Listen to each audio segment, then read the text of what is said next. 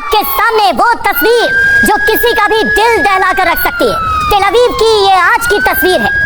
Israel की commercial capital, Israel का सबसे विकसित सिटी, जो कि इजराइल का नाज कहा जाता था, लेकिन आज उसकी हालत क्या हो गई है ये आप देखिए। ईरान के ताबड़तोड़ अटैक के बाद इजराइल के तेल अवीव में हर तरफ तबाही और बर्बादी के निशान नजर आ रहे हैं। ये मंजर किसी का भी दिल दहला दे। ये तस्वीरें, ये वो तमाम रिहायशी इलाके जहां पर सैकड़ों हजारों की संख्या में लोग रहते हैं, आज उन इलाकों का क्या हाल हो गया है ईरान के बड़े हमलों के बाद, ये आप देखिए। और इसीलिए जैसा कि रवि कह रहे थे कि गाजा जैसी तस्वीरें सामने आ रही हैं तेल अवीव से।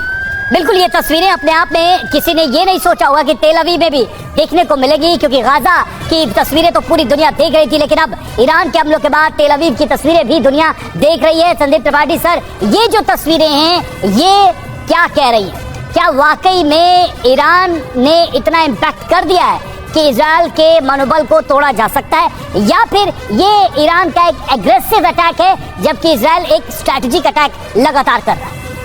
देखिए, इजराइल ने कहा कि ईरान का जो न्यूक्लियर प्रोग्राम है मेरे लिए एग्जिस्टेंशियल थ्रेट है, और इजराइल ने जिस तरीके से अटैक किया ईरान पर, मुझे लगता है इसके पहले कभी इस तरह का अटैक नहीं हुआ, और इसीलिए ईरान को ये लगता है कि यदि इसका रिटेलिएशन नहीं होगा और रिटेलिएशन यदि वो खंजर नहीं करता, पूरे इजराइल को तबाह नहीं करता, तो इजराइल की मनोदशा या उसका साइकोलॉजिकल बढ़त ले लेगा। और इसीलिए जो तस्वीर आप दिखा रहे हैं ये इजराइल के लिए भी सबक है कि आज के इस दौर में आप किसी राष्ट्र को इतना हल्के मत लीजिए कि आपने चुनौती दिया और आपने बटन दबाया और आपने कहा कि न्यूक्लियर प्रोग्राम खत्म कीजिए, ईरान ने खत्म कर दिया। देखिए, ये दरअसल अमेरिका का एक बहुत बड़ा एक हमेशा इल्यूजन में रहा है कि उसके पास तो न्यूक्लियर बम होगा, लेकिन दुनिया में किसी के पास यदि होगा तो मेरी जिम्मेदारी को मैं खत्म करूंगा। लेकिन ये तो दादागिरी है ना, ये तो दादागिरी है। मतलब ईरान वही काम करे जो कि अमेरिका उससे करने को कहे।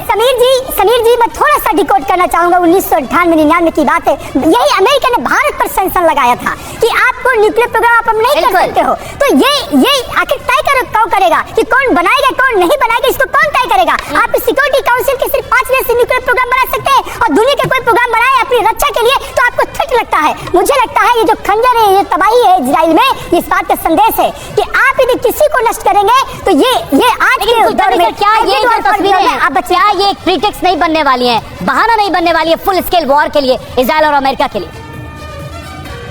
कुलकर्णी सर, देखिएगा रवि, ये जो लड़ाई है ये अब आर पार की लड़ाई है। आपने आज तक कभी इस तरह की लड़ाई देखी नहीं होगी, ना आप देखेंगे।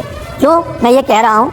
क्योंकि इजराइल ने जिस प्रकार से हमला किया और चित हुआ ईरान, इसमें कोई शक नहीं, लेकिन जब रिटेलिएशन हो रहा है, इस रिटेलिएशन का मुझे लगता है शायद इजराइल को भी अंदेशा नहीं था, ना ही अमेरिका को अंदेशा था कि इजराइल इस तरीके से हमला करेगा।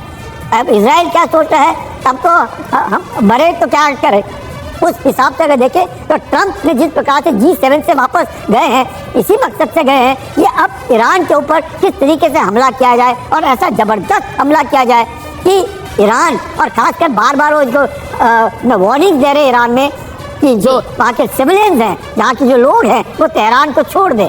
क्यों छोड़ दे? क्योंकि वो जिस प्रकार से तेल अवीव का हाल हो रहा है वही हाल अब आप देखेंगे तेहरान का अगले 2-3 घंटे। बिल्कुल, इसका अंदेशा लगातार बना हुआ है।